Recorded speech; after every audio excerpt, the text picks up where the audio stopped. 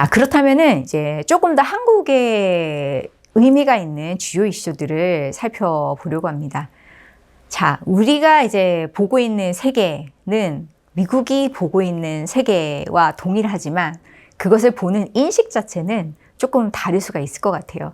자, 미국은 가장 중요하게 보호해야 되는 핵심 부분은 인공지능, 로봇공학, 신에너지, 항공우주, 첨단 해운, 신소재, 이런 여러 가지 중요한 기술과 관련한 또는 중요 자원과 관련한 이런 분야다. 그리고 이런 분야들은 철저하게 보호를 해야 된다. 누구를 견제를 해야 된다? 중국에 비해서 보호를 해야 된다라고 생각을 합니다. 그리고 미중 간의 군사 경쟁은 앞으로 더 심해질 것이다 라고 보고 있거든요. 특히 중국군의 군사적인 능력이 계속적으로 증대되는 것에 대해서 계속적으로 평가를 합니다. 그리고 혹시라도 미국의 기술이 유출되지 않을까 이런 부분들을 계속 제한을 하려는 조치를 취하고 있고요. 특히 중국과 미국이 맞붙을 수 있는 그런 영역은 해군력일 거예요. 해상에서 미국과 중국이 맞붙을 가능성이 상당히 높은데 그런다라고 한다면 해군력이 중요하다. 자, 해군력을 좀 현대화시키겠다. 군사적으로 조금 능력을 증강시키겠다. 관련한 사업들을 추진하자라는 그런 고민들을 상당히 많이 했거든요. 그렇다 보니까 아무래도 이제 해군력에 필요한 여러 가지 조선업과 관련한 얘기들이 최근에 많이 나오고 있는 이유가 됩니다. 관련해서 또한 민감한 기술, 지적재산권 이런 문제가 상당히 중요하게 돼요. 그렇기 때문에 이러한 기술들이 해외로 빠져나가지 않도록 특히 동맹과 같이 개발한 기술들은 동맹들을 상당히 이제 통제를 하면서 수출 통제를 하면서 계속 관리를 철저하게 해나가는 그런 작업들을 할 것인데요. 그러면 한국에게 있어서 좀 고민할 거리들이 상당히 많아지죠. 미국과 사실은 신기술과 관련해가지고 여러 가지 협력을 하고 있는 분야들이 있습니다. 자, 그러면은 이 협력 분야들을 중국을 배제하면서 어떻게 이제 동맹 간에 갈등을 일으키지 않으면서 더 협력의 수위를 높여갈까라는 그런 고민을 전략적으로 해야 되는 그런 상황이 되어버린 거고요. 그리고 아무래도 미국과 중국 간의 군사적인 갈등이 계속 표면화되는 그런 시점에서는 중국의 위협 을 어떻게 같이 관리할까를 미국이 계속 논의하고 싶어 한다라는 겁니다. 그것을 한국이 어떻게 대응을 할 것인가 미리 고민을 할 필요가 있을 것 같아요. 특히 중국이 시도하는 남중국해 또는 대만 해협, 동중국해 이 지역에서 어떠한 분쟁이 발생을 했을 때 동맹으로서 한국이 어떤 기여를 할 수가 있는가 이런 부분에 대해서 상당히 많이 듣고 싶어하고 그리고 역할 분담을 하고 싶어 할 가능성이 높다라는 거죠.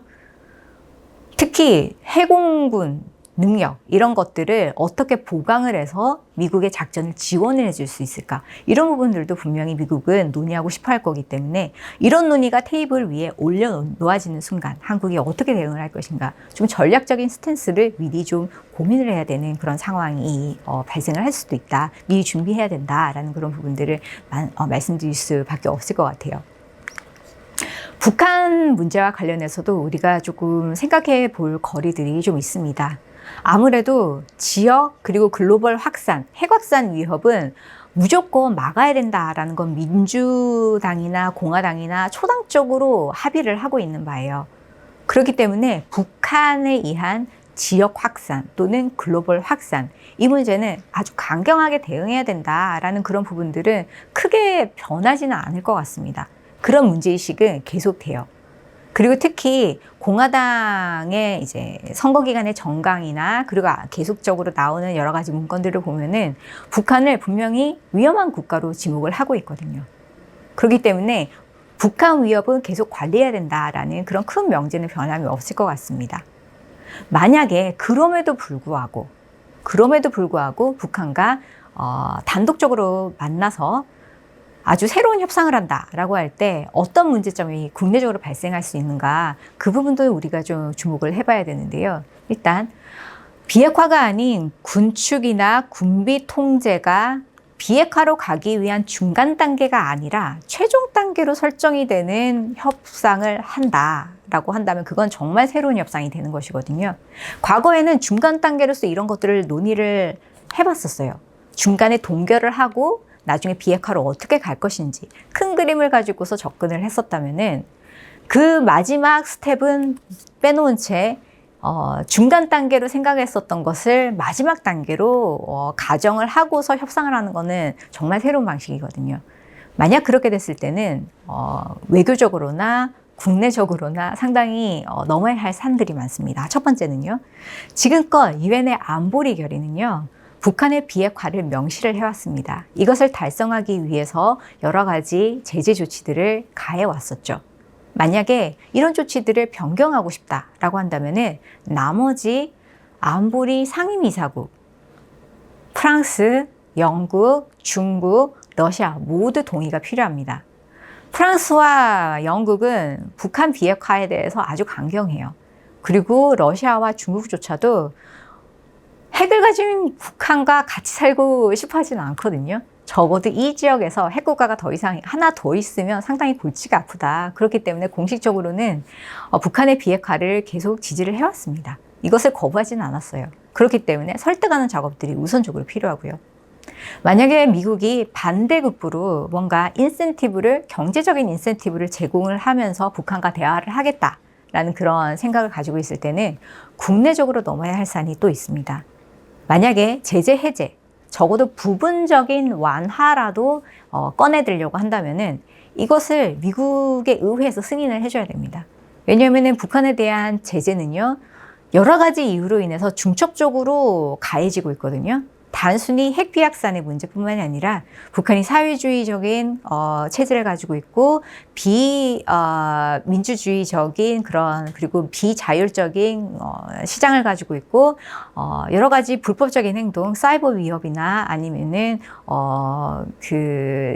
탈취 문제, 그리고 돈 세탁 문제, 뭐 여러 가지 이런 것들이 상당히 위협적인 요소다. 이런 것들을 해결해야 된다라고 해서 제재를 막 가하고 있었어요. 그러면 어느 하나도 제대로 해결되지 않는다라고 한다면은 북한에 대한 제재는 큰 틀에서 크게 변함이 없는 것이거든요. 그럼 이거 해결해 주세요라고 의회에 가서 이제 승인을 받아야 된다는 거죠. 법을 좀 바꿔주고 예외를 인정을 받아야 되기 때문에 그래요. 만약에 국무부만 중요한 건 아니에요. 왜냐하면은 국무부가 협상을 한다라고 하더라도 재무부, 상무부, 북한에 대해서 여러 가지 이제 압력을 가하는 수단들을 동원할 수 있는 그런 부처들은 상당히 많거든요. 그럼에도 불구하고 국무부가 적어도 대사급 정도로 외교 관계를 좀 북한과 수립해보고 싶어요 라고 할 때는요. 다시 또 의회를 가야 됩니다. 의회 상원 과반수가 참석을 해야 되고 여기에 3분의 2가 또 찬성을 해줘야 돼요. 만약에 거기까지 안 가더라도 그러면은 연락사무소라도 설치를 할게요 라고 해도 여기에는 인력과 돈이 들거든요. 그럼 다시 또 의회를 가서 또 허락을 받아야 돼요. 여러 가지 국내적으로 넣어야 될 산이 상당히 많다라는 거죠. 또 하나 문제는 뭐냐면요. 트럼프 대통령이 이란의 핵협상과 관련해서 굉장히 비판적이었었던 이유 중에 하나가 분명히 핵 문제 말고 미사일 문제도 있고 여러 가지 이란이 일으키고 있는 지역적인 문제들이 많은데 하나도 해결 못했네? 라는 거였습니다. 북한도 마찬가지로 핵 문제만 중요한 게 아니에요. 여전히 WMD, 생화학 무기를 포함을 해서 미사일, 그리고 재래식, 위협, 이것을 어떻게 해소하느냐 이런 부분들은 굉장히 미국이 초당적으로 중요하게 다뤄야 된다라고 생각하는 것이고 특히 공화당에서 이런 얘기들도 많이 하거든요. 그렇다면 군축이라는 것으로 포장을 하더라도 그 안에 들어갈 요소들이 너무나 많다는 거예요. 과거에 북한이 미국과 협상을 할 때 핵 가지고만 얘기를 할 수가 있었다면 이제는 여러 가지 것들을 다 얘기해야 되는 아주 포괄적인 아젠다가 협상 테이블 위에 올려져 있다. 자, 북한이 받아들일 뭔가 이제 마음가짐이 좀 달라질 수가 있다라는 겁니다. 거기에 더불어서 미국은 가장 중요하게 생각하는 게 협상은 협상이다. 하지만 이것이 일단 맺어질 이후에 이것을 검증하는 것은 또 다른 문제이다. 검증은 그만큼 중요하다라고 얘기를 합니다. 자, 만약에 핵 이외에 생화학, 미사일, 재래식 군축 이런 것들이 아젠다에 올라올 때 뭔가 이제 군축을 하겠다라고 협상을 맺었다라고 가정을 해볼게요. 그러면은 이것을 이행하기 위한 그 다음 단계에 가서는 어떻게 검증할 것인가? 어디를 방문을 해서 어떻게 사찰을 하고 어떻게 이것들을 확인을 할 것인가? 그리고 앞으로 장기적으로 어떻게 모니터링을 할 것인가? 이런 부분들을 계속 고민을 한다라는 겁니다. 자, 이런 것들을 받아든 북한이 과연 협상에 아주 편하게 나올까 이런 부분은 좀 의문점이 드는 부분인 것 같습니다.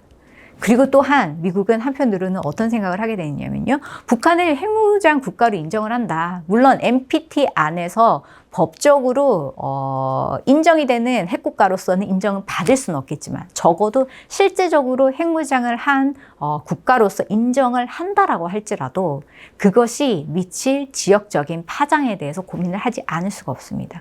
특히 동북아 지역, 인도태평양 지역 좀 더 이제 넓게 봤을 때 잠재적으로 핵무장을 할 수 있는 능력을 가진 국가들이 있거든요. 자, 그렇다면 이들 국가한테 어떠한 메시지를 던지게 될 것인가 라는 부분.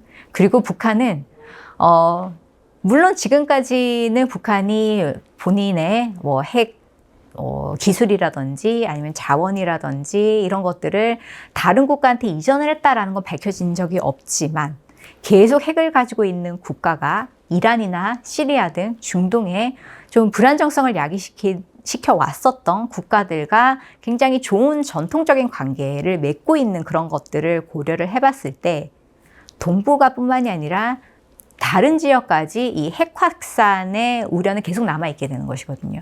북한 문제를 해결하지 않는 한. 그런 부분에 대해서 미국은 계속적으로 고민을 할 수밖에 없다라는 겁니다. 동맹정책 말씀을 드리자면요. 동맹정책도 앞으로는 상당히 이슈거리가 될 수가 있을 것 같아요. 특히 한국은 오랫동안 전자권 전환 그리고 우리 주도의 한반도 방어 이런 목표를 추진을 해오긴 했습니다. 일각에서는 트럼프 대통령이 동맹, 너네 방어는 너가 책임져 라고 하는 것이 일종의 기회가 될 수가 있을 것이다 라고 얘기를 하기도 해요. 근데 이것은 굉장히 전략적으로 잘 접근을 해야 되는 그런 문제이기도 하고요. 우리가 만약에 자율성을 찾는다 라고 할 때 여기서 어떤 딜레마가 발생을 하게 되냐면요. 내가 자율성을 찾는 만큼 동맹에게 의존할 수 있는 그런 안정, 어떤 내가 안보를 의존할 수 있는 것은 그만큼 낮아지게 된다는 거거든요. 내가 자율성을 높이는 만큼 동맹에 대한 의존도는 낮아지는 거예요. 자, 그렇게 된다면은 아주 강력한 동맹이 살짝 느슨한 동맹으로 변할 수 있다라는 그런 우려들을 많은 학자들은 하고 있습니다. 그렇기 때문에 한국이 자기 책임을 잘 이제 지면서 방어를 잘하고 있어라고 믿는다라고 한다라면은 동맹이라고 할지라도 미국이 뭔가 분쟁이 한반도에 생겼을 때 알아서 처리하세요라고 하면서 방기를 할 수가 있는 그런 위험성이 있다라는 부분들을 지적을 하고 있기 때문에 과연 이 기회를 어떻게 잘 살려가면서 한국이 원하는 그런 전략적인 자율성 그리고 한국 주도의 방어력을 높이는 데 활용을 할 것인가 이것을 추진할 것인가는 계속적으로 고민해야 되는 그런 바일 것 같고요. 그리고 아까도 말씀드렸듯이 해외 주둔 미군의 규모와 그리고 역할을 계속 조정하는 과정은 어쩔 수 없는 그런 수순이 될 수도 있을 것 같아요. 자, 그렇게 된다면은 결국에는 주한미군이 어떻게 변화할 것인가 우리가 계속 고민을 해야 되는 것이고요. 그리고 이것과 더불어서 한국군이 또 얼만큼의 기여를 해줄 것인가 이런 부분들을 또 테이블 위에 올려놓고 얘기를 할 수 있는 그런 상황도 우리가 배제를 할 수는 없을 것 같습니다. 그럼에도 불구하고 아마 미국은 이런 부분도 고민을 할 것 같아요. 과연 동맹 정책이라는 게 그래서 확 변할 것인가? 그것을 또 이제 막아주는 제동장치들이 분명히 있습니다. 왜냐하면은 기존의 동맹을 어쨌든 약화시키거나 아니면 기존 동맹 체제에서 미국이 탈퇴를 한다라고 할 때는 거기에 따른 전환 비용이 발생을 하게 됩니다. 만약에 필요할 때 동맹을 쓸 수가 없기 때문에 또 다른 수단들을 강구를 해야 된다는 것이거든요. 그리고 해외에 주둔하고 있는 미군들을 다 본토로 불러들인다? 자, 그러면은 어디에 시설을 만들어야 되고 이 사람들을 어떻게 관리를 하고 어떻게 훈련을 시키고 이런 부분들이 새로운 과제로 떠오르게 된다는 겁니다. 그래서 모두 다 본토로 수용을 할 수도 없어요. 여기에는 상당한 비용이 들기 때문입니다. 그래서 어느 정도 조정을 하는 과정에서 그 규모를 조금 제한적으로 검토를 할 가능성도 분명히 남아 있는 것이고요. 대신에 우리가 준비해야 될 것은 이제 책임을 어떻게 서로 분담하는가 이 문제는 분명히 나올 수가 있을 것 같습니다. 특히 방위비 문제와 관련해서 이제 책임을 높이면서 과도한 방위비 인상 문제를 조금 잘 해결해 나가는 그런 전략을 우리가 좀 고민을 해볼 필요가 있을 것 같습니다. 아마도 트럼프 정부 초기부터 계속 얘기를 해왔었던 것이 이전 정부가 맺었었던 협정들은 전부 다 재검토한다라는 부분들을 계속 강조를 했었거든요.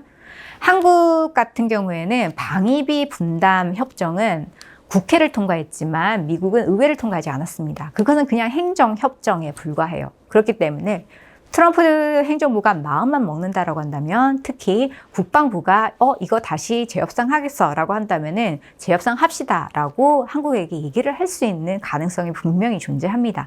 자, 그렇다라고 한다면은 미국이 원하는 만큼 5배, 10배 방위비를 막 인상을 해줄 것인가? 아니면은 인상폭을 조금 줄이되 한국이 다른 방식으로 우리가 동맹에 기여할 수 있고 우리 방위를 책임질 수 있다라는 부분들을 교환 거래를 할 것인가? 이런 전략을 고민을 해야 되는 것이고요. 그 중에서 하나가 뭐 과거에도 했듯이 미국의 무기 체계를 구입을 하는 것이나 아니면은 우리의 방위 산업들을 잘 활용을 해서 미국과 그 조선업을 비롯해서요, 여러 가지 방위 산업 간의 협력을 도모하는 여러 가지 그런 옵션들을 좀 고민할 필요가 있어 보입니다. 자, 이런 것들은 결국에는 우리가 계속 대비를 해야 되는 그런 부분들이고요. 마지막으로 제가 강조하고 싶은 것은요, 결국에 미국이 중요하게 생각하는 것은 인도태평양 지역입니다. 특히 중국 경제가 상당히 중요해요. 그렇기 때문에 인도태평양에 있는 동맹 중에서 미국과 같이 협력할 수 있는 동맹은 계속적으로 중요하게 생각할 것이다. 그렇기 때문에 갈등을 최소화하면서 여러 가지 동맹의 변화 과정을 좀 더 현명하게 대처해 나가는 그런 전략을 우리가 만약에 발전시킨다라고 한다면은 이 리스크를 기회로 활용할 수 있는 여러 가지 그런 아젠다 이슈들이 상당히 많기 때문에 이러한 고민들이 많이 필요하다라는 말씀을 드리겠습니다. 1시간이 지난 것 같습니다. 제가 쭉 미국의 대외 정책의 변화, 어떠한 전통적인 기조 아래서 트럼프 대통령의 대외 정책이 자리매김을 했는가, 그리고 대외 정책과 관련해서 어떠한 이슈들이 있고 인물의 변화는 어떻게 변하고 있고 특히 한국에 있어서 주목해야 될 이슈는 무엇인가, 대략적으로 설명을 드렸는데요. 정말 시간이 많았다라고 한다면 더 많은 이슈를 설명드려야 했겠지만 일단은 제한된 시간 내에서 중요한 것만 제가 말씀을 드렸습니다. 부디 도움이 되셨기를 바라겠습니다. 감사합니다.